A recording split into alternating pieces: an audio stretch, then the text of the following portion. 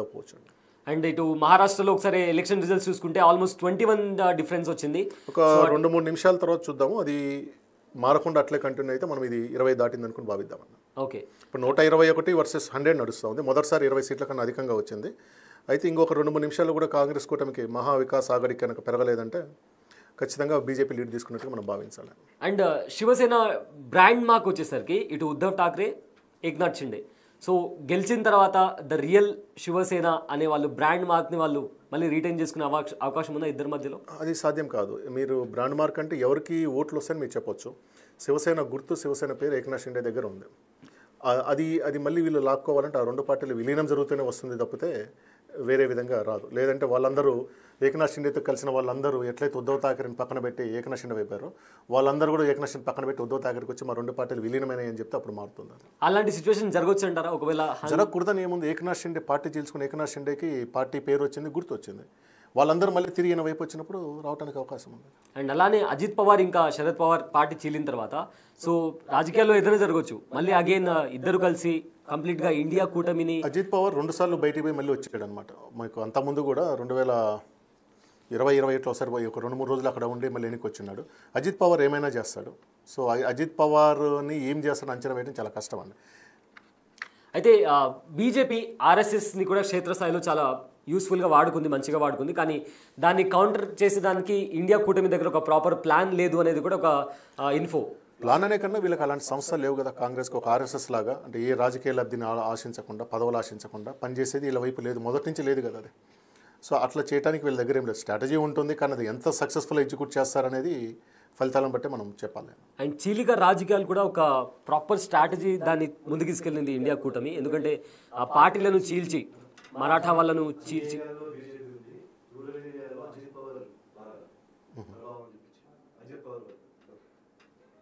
అయితే పార్టీలను చీల్చి ఏక్నాథ్ షిండే రూలింగ్లోకి వచ్చారు అని చెప్పి ఒక కార్డ్ని అయితే వీళ్ళు విక్టిమ్ కార్డ్ అని అనొచ్చా? అండ్ ఇప్పుడు ప్రజెంట్ అదే విక్టిమ్ కార్డ్ యూజ్ చేసి వాళ్ళు రూలింగ్లోకి వచ్చే అవకాశం ఉందంటారా?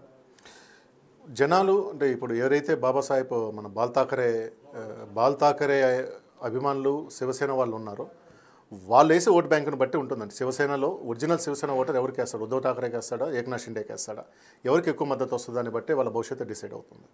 ఇప్పుడు శివసేన మీద ఒకటి ఉంటుందన్నమాట. ఇంతవరకు బాల్ ఠాకరే ఏ రోజు కూడా అధికారం తీసుకోలేదు. ఆయన మిగిలిన వాళ్ళని సీఎంలు చేశాడు. మురళీ మనోహర్ జోషి లాంటి వాళ్ళని సీఎం చేశాడు, చాలామందిని డిప్యూటీ సీఎంలు చేశాడు. కానీ తొలిసారి నువ్వు సీఎం అయ్యావు, అందువల్ల వ్యతిరేకత వచ్చిందనేది ఒకటి ఉంటుంది. అట్ ద సేమ్ టైం నువ్వు ఎంతైనా ఉద్ధవ్ అనే ఆయన బాల్ ఠాకరే వారసుడు కదా, మరి నువ్వు ఆ పార్టీని కాదని నువ్వు చీల్చుకొని పోయావు అనేది ఆయన మీద కూడా ఉంటుంది. దేని ఇంపాక్ట్ ఎక్కువ ఉంటుంది అనేది ఫలితం ఫైనల్గా వచ్చిన మనకు సీట్ల మీద బట్టి మనం చెప్పాలండి. అండ్ మనకు ఒక అప్డేట్ వచ్చింది, నాగ్పూర్ సౌత్లో దేవేంద్ర ఫడ్నవీస్ ముందంజలో ఉన్నట్టు తెలుస్తుంది. అండ్ అలానే మహారాష్ట్రలోని అన్ని ప్రాంతాల్లోనూ బీజేపీ లీడింగ్లో ఉన్నట్లు కనిపిస్తుంది. సో ఈ సిచ్యువేషన్కి ఇప్పుడు దేవేంద్ర ఫడ్నవీస్ ఇంట్లో ఒక కీలక సమావేశం అని కూడా ఇందాక మనం ఒక అప్డేట్ విన్నాము. సో ఎలా ఈ సిచ్యువేషన్ ఎలా చూడొచ్చండి? అంటే అన్ని ప్రాంతాల్లో బీజేపీ బాగా వస్తుందని చూడాలి, లీడింగ్ అని చెప్పడం. ఎందుకంటే 116, 109, 126, 109, 17 సీట్ల గ్యాప్లో ఉన్నాయి. అంటే స్టిల్ కాంగ్రెస్ కూటమి కూడా బాగానే చేస్తూ ఉంది. అయితే బీజేపీకి కూటమికి వచ్చే 126 అన్ని ప్రాంతాల నుంచి వస్తుంది. అన్ని ప్రాంతాలు అంటే మరాఠా, విదర్భ నుంచి కూడా వస్తుంది. అక్కడ వాళ్ళకి పెద్దగా పర్ఫార్మెన్స్ చేయలేరు అనుకున్నారు, చేయడానికి తక్కువ ఉన్న ఛాన్స్ ఉన్నది. కాంగ్రెస్కి ఎన్సీపీ స్ట్రాంగ్ హోల్డ్ ఉన్న ఏరియా విదర్భ, మరాఠా ప్రాంతాల్లో అక్కడ కూడా బీజేపీకి బాగానే వస్తున్నాయి అని చెప్తా ఉన్నారు. ప్రతి చోట 6 రీజన్లో కూడా వస్తూ ఉంది. సర్ప్రైజింగ్ అజిత్ పవార్ పర్ఫార్మెన్స్ బాగుంది. అజిత్ పవార్ ఆ పార్టీకి బాగానే వస్తుందని చెప్తున్నారు. అజిత్ పవార్ కనుక మంచి సీట్లు గెలవగలిగితే బీజేపీ ఖచ్చితంగా అధికారంలో వస్తుంది. బీజేపీ కూటమిలో వీకెస్ట్ పార్టీ ఏంటంటే అజిత్ పవార్ వర్గం. సో దీనివల్ల ఏంటంటే ఆయనకి ఇచ్చిన 59 సీట్లలో ఎన్ని గెలుస్తారనేది చూడాలి.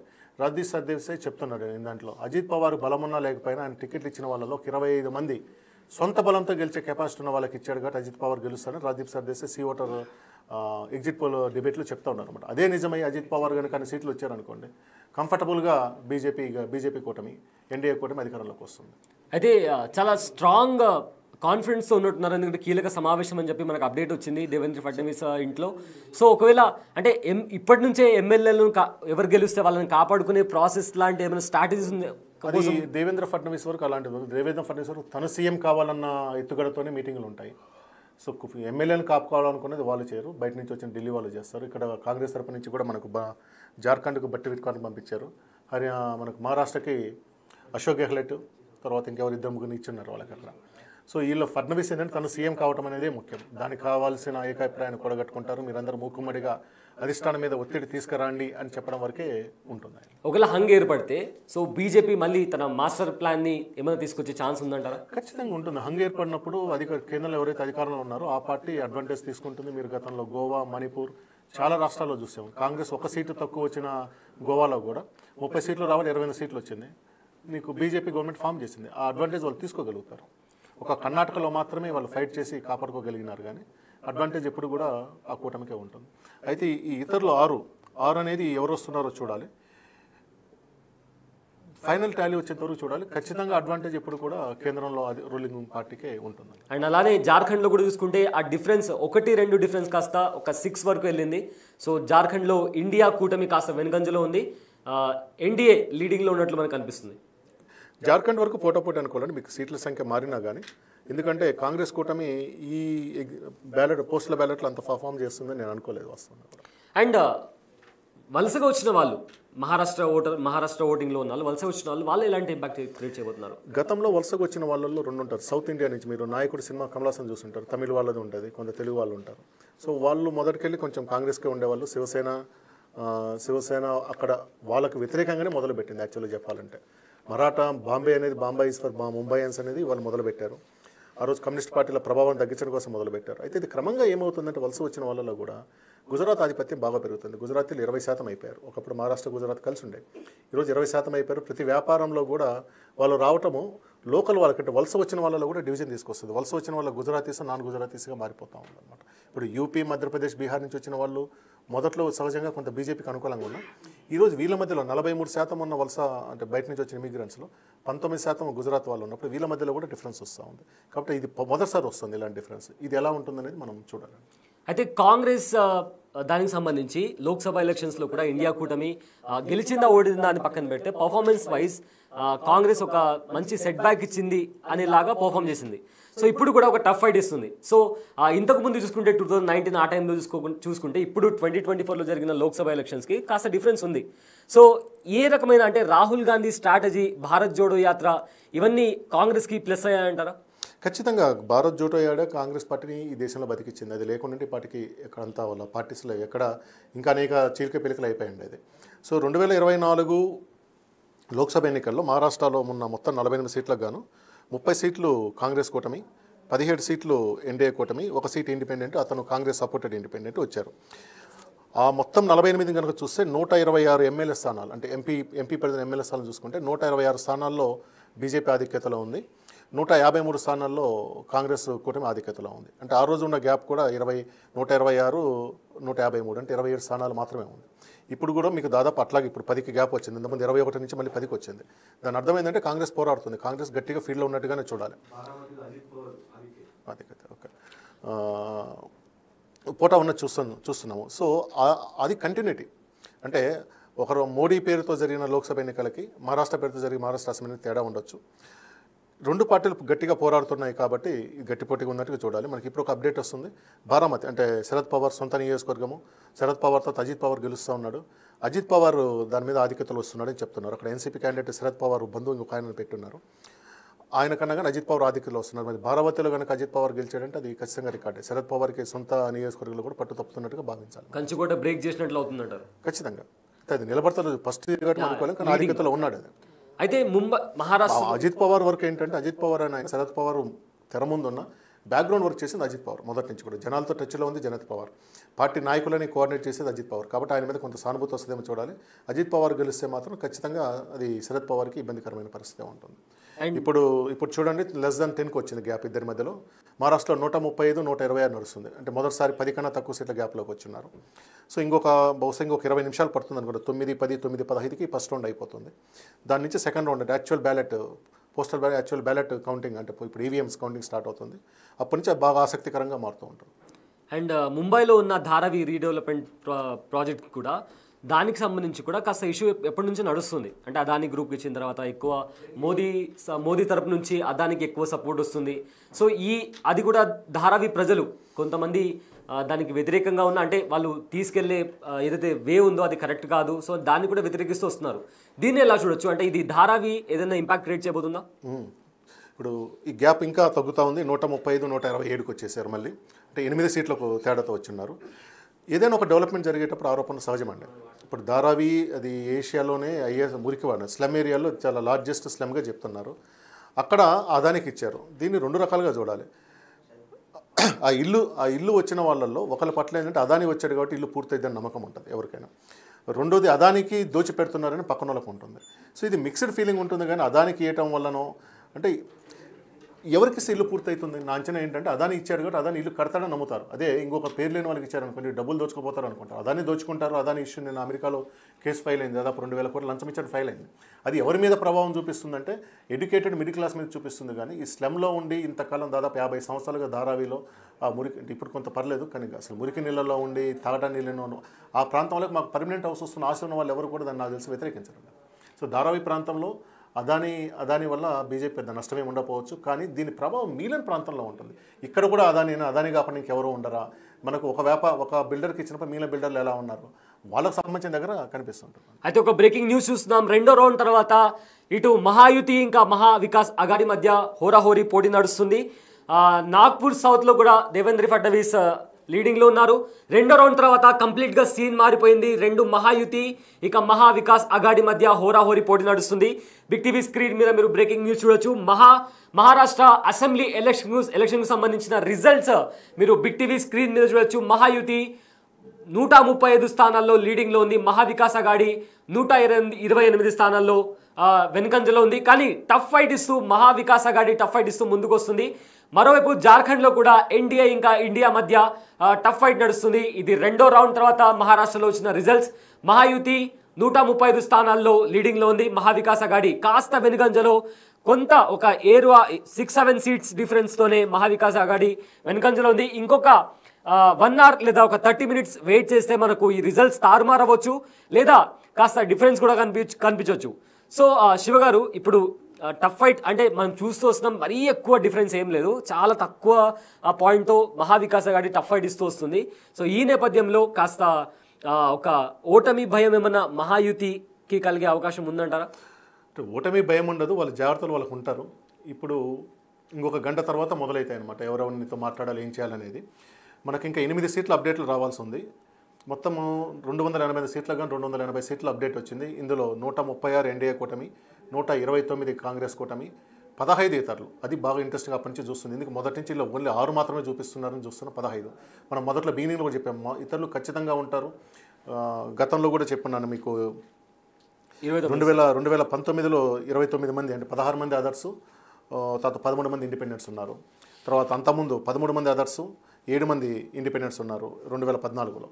సో ఇక్కడ ఉంటారు. ఆ నెంబర్ మనకు దగ్గర వస్తుంది. మనం మొదట డిబేట్ ఎక్కడైతే మొదలు పెట్టామో ఆ నెంబర్ వస్తుంది అన్నమాట. ఇప్పుడు ఇది కీలకం. ఆ 15 రావటం అనేది ఖచ్చితంగా ఇరు పార్టీలకు ఇబ్బందికరంగా వస్తుంది. One way. ఇంకోటి ఏంటంటే ఎవరినైనా బేరసార్లు ఆడుకోవడానికి కూడా అవకాశం ఉంటుంది. సో ఇంకా వాళ్ళతో మొదలు పెడతారు. ఇంకొక హాఫ్ అన్ అవర్ 40 నిమిషాల తర్వాత అది మొదలవుతూ ఉంటుంది. సో ఇక్కడ ఇతరులు చాలా ఇంపాక్ట్ క్రియేట్ చేయబోతున్నారని అంటారు.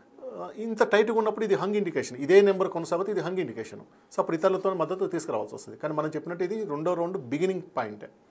బిగినింగ్ అంటే ఒక రౌండ్ అయిపోయింది, 2వ రౌండ్ మొదలవుతుంది. 2వ రౌండ్ ఇంకొక 40 నిమిషాలు నడుస్తుంది అనుకుందాం. 40 నిమిషాల తర్వాత కూడా ఇట్లాగే ఉంది అంటే మాత్రం అది ఖచ్చితంగా గట్టిపోటీ ఉంటుంది, హంగ్ అయిపోతుంది. సీ ఓటర్ సర్వే నిజమవుతుందేమో అనుకోవాలండి. అండ్ ఇది ఒక కంప్లీట్లీ హైపోథెటికల్ క్వశ్చన్. ఒకవేళ హంగ్ ఏర్పడితే రైట్ మళ్ళీ ఇంకోసారి నంబర్ చూడొచ్చు. మహా వికాస్ అఘాడీ కాస్త ముందుకెళ్ళింది. తన నంబర్ తగ్గించుకుంటూ టఫ్ ఫైట్ ఇస్తూ ముందరికెళ్తుంది. అయితే ఒకవేళ హైపోథెటికల్ క్వశ్చన్ హంగ్ ఏర్పడితే బీజేపీ అంటే ఎన్డీఏ స్ట్రాటజీ కన్నా మహావికాస్ స్ట్రాటజీ అంత ఇంపాక్ట్ చూపించుకోపోవచ్చు అండ్ అధికారంలోకి మళ్ళీ తిరిగి మహాయుతి రావచ్చు. ఎందుకంటే మనం ఇంతకు ముందు కూడా చూసుకుంటే కూడా మహారాష్ట్రలో ఏ రకంగా బీజేపీ పార్టీస్ని చీల్చి తను అధికారంలోకి వచ్చి ఇలాంటివన్నీ జరిగాయి. సో ఇప్పుడు కూడా ఒకవేళ హంగ్ ఏర్పడితే అలాంటి స్ట్రాటజీతోనే మళ్ళీ తిరిగి అధికారంలోకి వచ్చే ఛాన్స్ ఉందంటారా? ఖచ్చితంగా మీకు మొదట్లో చెప్పినట్టు కేంద్రంలో ఉన్న పార్టీ ఒక కెపాసిటీ మజిల్ ఉంది, బ్రెయిన్ ఉంది, స్ట్రాటజీ మజిల్ పవర్ ఉంది, స్ట్రాటజీ పవర్ ఉంది, ఫైనాన్షియల్ పవర్ ఉంది, వాళ్ళకి అడ్వాంటేజ్ ఉంటుంది. కానీ మహారాష్ట్ర వరకు శరద్ పవార్ లాంటి ఉద్దంటున్నాడు. ఆయన ఒక మాయల మరాఠీ అనే దానికి కరెక్ట్ ఉదాహరణ. ఇంతకాలం రాజకీయాలని పెద్దోళ్ళని తట్టుకొని నిలబడ్డాడు. కాంగ్రెస్ పార్టీలో కూడా ఏఆర్ అంతులే, వసంత దాదా పాటిల్, చౌహాన్ వీళ్ళందరినీ తట్టుకొని నిలబడ్డాడు. ఆయన వాళ్ళందరినీ తట్టుకొని నిలబడ్డ మనిషి అంత తొందరగా వదులుతాడని చూడాలి. ఎందుకంటే ఈయనకు యాక్సెస్ డైరెక్ట్గా ఉంటుంది. ఇది నా చివరి ఎన్నిక అని చెప్తున్నా. ఐ థింక్ 84 వయసు ఎంత ఉంది. సో ఆయన గనక ఇప్పుడు ఒక ఉదాహరణ మీరు అంటే హైపోథెటికల్గా కాంగ్రెస్ కూటమి ఒక 5-6 మంది సీట్ల దగ్గర అయిపోయింది అనుకుందాం, 140 వచ్చాయి, 145 కావాలి. 5 మందిని తెచ్చుకునే కెపాసిటీ శరద్ పవార్కి కూడా ఉంటుంది. 11 మంది ఇప్పుడు 11 వచ్చింది, తెచ్చుకునేది ఉంటుంది. ఇప్పుడు రెండో రౌండ్ మొదలైన తర్వాత మీరు చూడండి 137, 133, 11. దాని అర్థం ఏంటంటే కాంగ్రెస్ ఈజ్ గెయినింగ్. దాదాపు 15-16 సీట్ల తేడాలో నుంచి పోతా ఉంది. జార్ఖండ్లో కూడా బ్యాలెట్ మొదలైన తర్వాత 37 కాంగ్రెస్ కూటమి, 34 బీజేపీ కూటమి. అంటే కాంగ్రెస్ ఆధిక్యత పెరుగుతూ ఉంది. ఇది ఇంకొక 15-20 నిమిషాలు ఇట్లా ఇదే కనుక కొనసాగితే ఆధిక్యతలు నిలబడ్డాయి అనుకుందాం. అయితే ఇది వాయనాడ్కి సంబంధించిన అట్లీస్ట్ ఒక సీట్ ఎన్నికలే కావచ్చు, బట్ లీడింగ్లో ఆఫ్ కోర్స్ మీరు చెప్పినట్లు ప్రియాంక గాంధీ గెలిచే ఛాన్సెస్ చాలా ఎక్కువ ఉన్నాయి అండ్ ఆవిడ లీడింగ్లో కూడా ఉన్నారు. ఇటు మరోవైపు ఇది సెకండ్ రౌండ్ స్టార్ట్ అయ్యేసరికి మహాయుతి మహావికాస్ అఘాడీలో జస్ట్ నంబర్ తగ్గింది, ఇంకా 3-4 సీట్స్కి తగ్గింది. అండ్ మరోవైపు జార్ఖండ్లో కూడా ఎన్డీఏ 34 సీట్స్లో లీడింగ్లో ఉంటే ఇండియా కూటమి 37 స్థానాల లీడింగ్లోకి వచ్చింది మళ్ళీ. సో అగైన్ ఇక్కడ మహారాష్ట్రలో కూడా సేమ్ అదే సిచ్యువేషన్. సో కంప్లీట్లీ అంటే హంగ్ వైపు వెళ్తుందా అనే ఒక అంటే టూ ఎర్లీ టు కాల్. మీరు ఇంకొక 40 నిమిషాల తర్వాత కూడా ఈ నెంబర్లు ఇలా కనుక ఉంటే అప్పుడు మనం ఆలోచించాలి. ఇప్పుడిప్పుడే నెంబర్లు మారుతున్నాయి. ఈవీఎంలో అంటే యాక్చువల్ బ్యాలెట్ ఈవీఎంలో ఇప్పుడిప్పుడే మారుతున్నాయి కాబట్టి అది ఎట్లా ఉందనేది మనం చూడాలి. అండ్ పాలిటిక్స్లో ఏదైనా జరగవచ్చు అంటారు. ఒకవేళ హర్యానా 2 నెలలుగా హర్యానా ప్రధానమైన ఉదాహరణ. 74 సీట్ల ఆధిక్యత, 90 గాను 74 సీట్ల ఆధిక్యత ఉన్న కాంగ్రెస్ 3వ రౌండ్ 4వ రౌండ్కి వచ్చి పడిపోతే 5వ రౌండ్కి కూడిపోయింది. కాబట్టి ఏదైనా జరుగుతుంది. అయితే ఇక్కడ ఏంటంటే అంత మార్పు లేదు, స్టేబుల్గా పోతుంది కాబట్టి అంత ఆశ్చర్యకరమైన ఫలితాలు వస్తాయి అనుకోను. ఎవరు మారినా కానీ 5-10 సీట్లు అట్లా మార్కుంటూ రావాలి. అట్లనే మనం దీన్ని చూడాలి. అండ్ గట్టిపోటీ మహారాష్ట్రలో నాకు తెలిసి మై యాక్సెస్ ఇండియా చెప్పిన 170 నుంచి 200 అనేది రావని నేను అనుకుంటున్నాను. ఎవరు గెలుస్తారనేది స్టిల్ నేను ఇంకొక గంట సేపు వెయిట్ చేస్తాను. కానీ మై యాక్సెస్ ఇండియా చెప్పిన 200 మార్క్ అనేది ఎవరికి ముఖ్యంగా ఎన్డీఏ కూటమికి సాధ్యం కాకపోవచ్చు అనేది నా అంచనా. ఇప్పుడు నా కామెంట్. అండ్ పాలిటిక్స్లో ఏదైనా జరగవచ్చు. ఇప్పుడు ప్రజెంట్ ఉద్ధవ్ ఠాక్రే ఇంకా ఏక్నాథ్ షిండే వేరువేరుగా ఉన్నారు. మళ్ళీ కలిసే ఛాన్స్ ఉందంటారా? ఇదే మీరే చెప్తున్నారు, ఏదైనా జరగవచ్చు. కలుస్తారు, కలవకపోవడానికి ఏం లేదు.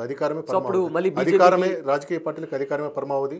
ఉద్ధవ్ ఠాక్రేకి ఇగో తన తండ్రి పార్టీని తను తెచ్చుకోవాల్సిన అదొక అంశం ఉంటుంది. ఏకనాథ్ షిండేకి రాజకీయాల్లో వచ్చాను, ఒక 2 ఏళ్ళు నేను మహారాష్ట్ర సీఎం కావడం అనేది ప్రధానమంత్రి తర్వాత యూపీ తర్వాత అంత ముఖ్యమైన యూపీ సీఎం తర్వాత అంత ముఖ్యమైన కీలకమైన పాత్ర.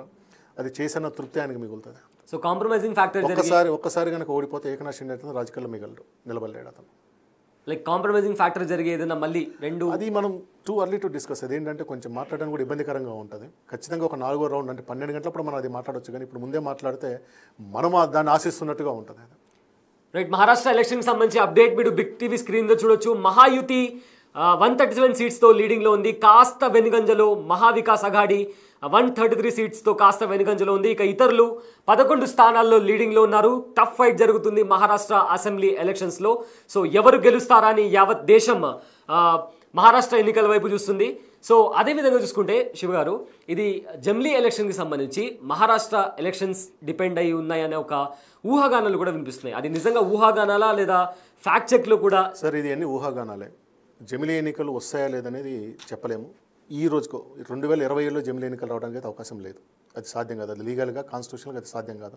దానికి చాలా లీగల్ ప్రాసెస్, కాన్స్టిట్యూషనల్ ప్రాసెస్ ఉంది.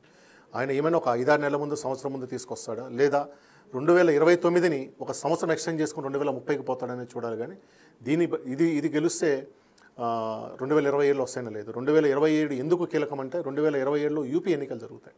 యూపీ ఎన్నికల పరిస్థితిని బట్టి నిర్ణయం ఉంటుంది అన్నమాట. అయితే ఎందుకంటే రీసెంట్గా ఏపీ ఎక్సీఎం కూడా ఏదో జమ్లీ ఎలక్షన్స్ అని చెప్పి ఆయన ఒక కాన్ఫిడెంట్ వేలో ఆయన కూడా చెప్పడం జరిగింది. దాన్ని కాన్ఫిడెన్స్ అనుకోవటం లేదండి. పార్టీ నైరాశ్యంలో ఉంది, రాజకీయ కార్యాచరణ లేదు, రాజకీయంగా ఏం చేయట్లేదు. కాబట్టి ఒక కార్యకర్తల్ని యాక్టివ్ చేయడం కోసం చెప్పినట్టుగా చూడాలి. కానీ అదే పెద్ద కాన్ఫిడెన్స్గా చెప్పినట్టుగా అనుకోవాల్సిన అవసరం లేదు. అండ్ ఇంకో అప్డేట్, నాగ్పూర్ నుంచి కూడా దేవేంద్ర ఫడ్నవీస్ సౌత్ నుంచి 2527 ఓట్ల మెజార్టీతో ఉన్నారు. సో అదేవిధంగా మహాయుతి కూడా లీడింగ్లో ఉంది. మహావికాస్ అఘాడీ కాస్త వెనుకంజలో ఉంది. అయితే ప్రజెంట్ దేవేంద్ర ఫడ్నవీస్ 2000 ఓట్ల మెజార్టీతో లీడింగ్లో ఉన్నారు. అది ఎక్కువ మెజార్టీ కాకపోవచ్చు, దాన్ని కూడా క్లియర్. ఒక రౌండ్లో 2000 మెజార్టీ రావడం అనేది చాలా స్పష్టమైన మెజారిటీ. అది పెరుగుతూ ఉంటుంది అన్నమాట. ఓకే, అది పోటాపోటీ కాదు, చాలా స్పష్టమైన మెజార్టీగా చూడాలి. దాన్ని క్రాస్ చేసే ఛాన్స్ లేదంటారా? అదే చెప్తుంది.